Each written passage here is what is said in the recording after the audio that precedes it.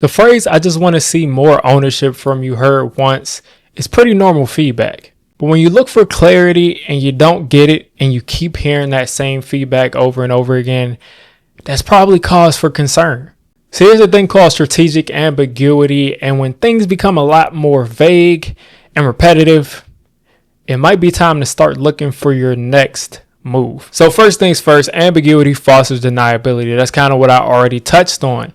When your manager is being very just ambiguous with you, doesn't give you all the information that you need to get things done, has criticism for you, but it's just kind of like dejected and removed from things, you might be thinking like either they're doing layoffs and they're trying to justify and make the case that they're going to lay me off, this manager is just a jerk, or there might be some sort of performance problem going on in that area from that manager's perspective. And in order for any HR team or talent management team or company to make any sort of move in that area, they're going to have to document things as best as they can, that they've brought these things up multiple times, that they can say, I gave this feedback, and they gave you vague feedback, but they can document that I brought this up this many times, this didn't improve, this is why we decided to move. You don't get a severance, it's not layoffs, there's no unemployment that needs to get paid, and you can't sue because it's documented. So here are 7 phrases. I'll just run through them one by one, and I have different categories for why they may be saying something like this. And again, hearing one of these things once is not going to usually be a problem, but hearing some of these things multiple times, you start to kind of get your antennas up. So just make sure everything is documented. Again, if you hear that once, that's fine. But if they're just clearly wanting you to document all of your processes, all of the times you get feedback, all of the times, you make a mistake and they give you, pointers for what to do next time. If they just constantly are wanting to document everything you do, 2 things, again, could be set up for a layoff and someone needs to be able to come in soon at a lower cost than you and be able to do your job without a hitch. Or again, they're just not liking what you're doing, and they are going to be ready to pick apart your process, say what you're not doing. And if you're documenting it, then guess what? There's nothing that can be said because this wasn't included in your process. And then this one is my favorite. You weren't the only one we considered. Is like, first of all, it's just so irrelevant because no one is ever the only one that someone considered. In regular life and work, no one is ever the only one that was considered. So they weren't the only job that was considered more often than not. And of course, you were not the only candidate that was considered. But I've been in situations where I've been hired and I clearly was not the choice of the hiring manager. I may have been the choice of the VP. I may have been the choice of, someone else in power. And the hiring manager clearly was not a fan of me. And I heard those exact words. You weren't the only one we considered. And it seems like the one they considered went ahead and took another job. They called me back. I take a job and I'm coming in expecting that I have a clean slate. And that clean slate doesn't exist. Everything that I did was documented. They would have me send emails. This is younger in my career. I would never do this now, but they would have me send emails out to the masses, basically the entire company. And then they would tell me, "Oh, go ahead and recall that email." And it's my name attached to that. So it looks like I'm making all these mistakes and they're documenting it. And eventually they didn't have enough evidence to say that it was a performance issue, but eventually I was laid off. And it just shows you that that's not the caliber of situation that you want to be in.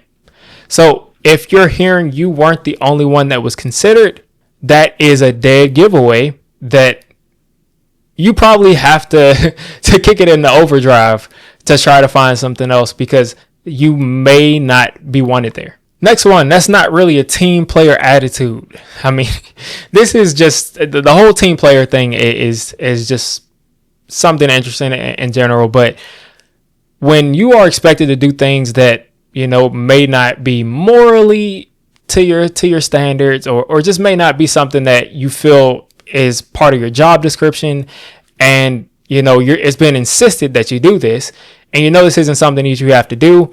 Well, guess what? They can't make you do it, But what they can do is say things like, you're not really being a team player. You're not really being, you switching it over to sports. You might hear something like, oh, you're not coachable, or, this isn't been easy for us to develop you, or something along those lines. That's just the first strike. If you hear it once, okay, maybe next time, you might be able to kind of come back from that. But if you keep hearing it over and over again, that you just are kind of refusing to be a part of the team, you're refusing to be included and, take on this doctrine or whatever the case may be, it might be time to cut and run, because things could be, being orchestrated for you to be on the outs. Because again, they're never going to be able to just do this because you didn't do something that wasn't your job. But let one mistake you make, everything will be recorded. And as soon as you make that one mistake, that's going to be written down. And they're going to remember that, oh, this person didn't take part in this, overtime event and these other things. And it's this entire list of things that they didn't do right, or, made mistakes. So it's just never good to be in that situation. And I would start to keep your options open if you're ever in that situation. And then another thing is, let's loop in HR to keep a record. Now, sometimes they'll frame this, you might be making a complaint about something, and that makes perfect sense to loop in HR. But if it's just something like pretty minor, or even something that you did wrong, and they're wanting to loop in HR, it's never fun. Never going to be a good thing when HR is being looped in. And this is coming from somebody who's worked in HR. Never, ever going to be a good thing when HR is looped in, because that, again, HR is there legitimately to document these things and give basically reasoning for why or why not this person should end up staying or going, especially when there's things like layoffs coming down the pike. HR is there to document everything. So you never want to have HR involved. And if you're ever on a PIP, you're basically fired. They have just done everything to cover their bases. And this is a clean breakup. As far as the company is concerned. And they're not required to give you any unemployment, any severance. If you're on a PIP, it's time to dip. If you're on a PIP, it's probably time to dip at that point. And then for 5 and 6, I'll kind of loop these things together. We'll figure out who picks that up as one, and then you don't need to be on that invite. Now, of course, you don't need to be on every invite, and if that comes up, it's not anything that sounds really crazy. You don't need to be on every invite that's at your job. You don't. But if it's something that you're normally on and you are on there every week, you don't want to have situations of, I used to be involved in this and now I'm not. And that wasn't your decision. I used to be doing this and now, the managers decided, okay, let's take this off of this person's plate because they A, either couldn't handle it, B, have things they need to focus on besides it, or C, all of the above. And I've decided to make the executive decision to take this off of their calendar. Now, you may actually be completely swamped and this may be your situation, and that's fine for you not to be on this meeting. But again, if it's a meeting that you're normally on, that you normally contribute to, and all of a sudden you're not on that meeting, things are slowly being transitioned into life without you. I would really be paying a lot of attention there to make sure that things can still go in your favor. And then the last thing is, let's say you've had any sort of disagreement with a colleague or, a different manager in a different department. And when I say disagreement, I mean strictly on work, or, they may have feedback for something that you've done or anything like that. It's perfectly normal for your manager to look into that. When they consistently are saying they're checking into this more closely after you've connected with them, after you've explained your side and they've heard the other side, and there seems like there's sort of an investigation, again, you might want to start to reevaluate things. Now, through these 7 phrases, you really are just noticing a recurring event. Anytime someone can build a case on paper or, on the internet or in writing that says that you either couldn't handle something, something was done, wrong on your side, or there's just a repeated documentation of anything that's not the most delightful thing that could possibly be documented about you, it's usually not a good sign. Sometimes you can come out on the other side of this, but a lot of times, especially in this world where you could be an employee who's a B plus employee or a B minus employee, and layoffs are coming, they might be able to get rid of all the B minus employees. That if they're looking at, who to move on from, and they've got, paperwork on these people and they have none on these other people, they're going to move on the people they have documentation for because they don't want to get sued. And this is just some more of an example here. The whole PIP thing is never a good thing. I've seen really high performing people get put on PIPs out of nowhere. And I'm like, they put that person on a PIP? And sometimes it's like they negotiated for their salary and their salary was too high. So they just pipped them out of there. It just got their salary off the book. And it was no, just moving on from there. Didn't want to pay that salary anymore. So just pip them out of there. And that actually goes on your record. Companies can see reason for being let go. So that's never fun. So, you could hear something like, let's just talk through it. Or you could hear, I want this in writing anytime something goes wrong. And when things are going wrong and you're hearing, oh, let's make sure to write this down, it's just never fun. And then sometimes you're just thinking okay, this can't be me. This isn't my employer. My first employer out of college or out of grad school, I loved it. And I still like this employer to a certain extent. Companies will lie to you all the time. 55 to 76% of employees report experiencing a psychological contract breach, which means that a promise was given to them that was not kept. The first company, that company that I was at, we were told en masse that everybody's going to keep their job. There's a merger, but everybody's going to keep their job. No one's going anywhere. We're working overtime. We're working over the weekend to make sure that everybody keeps their job. And guess what? A lot of people did not end up keeping their job. And companies will routinely do this because it makes no sense while you still have work that needs to be done for your business to lose a ton of employees. And you say to employees, oh, people are going to be getting laid off. You want all of the employees that you plan to keep to stay there. And you don't want the other ones leaving because they still have work that needs to be done. So the best case scenario is waiting for them to finish that work, waiting for those projects to wrap up, lay them off. The people that you'd like to keep, make sure that they don't go anywhere. So companies will lie to you. This is business. If it's not written out in contract that you cannot be let go, in this situation, you can always be let go. It's just that simple. You can always be let go. So don't ever take anybody's word, whether it's any kind of business. Don't ever take anybody's word without a contract in a situation where everything is documented, everything is in writing. You don't want to just take people's word blindly. Luckily, I didn't completely take their word and I had already started my job search.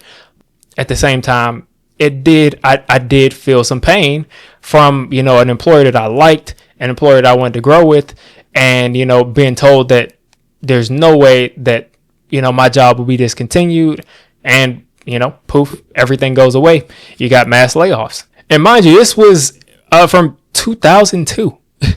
So imagine it might even be 90% now. Who knows? I don't have anything in front of me now, but the numbers may even be higher and higher. And these are the categories again. Anytime it checks all three of these boxes: frequency, check; formalization, check; context, check. If it's the context of negativity, if it's the formalization, as in things are being written down, and if it's the frequency, it's been done multiple times, that's all they need. That's all they need in writing to make a clean getaway. So what can you do in these situations? I mean, it just seems like, oh man, we're just completely screwed at this point. But what can you actually do?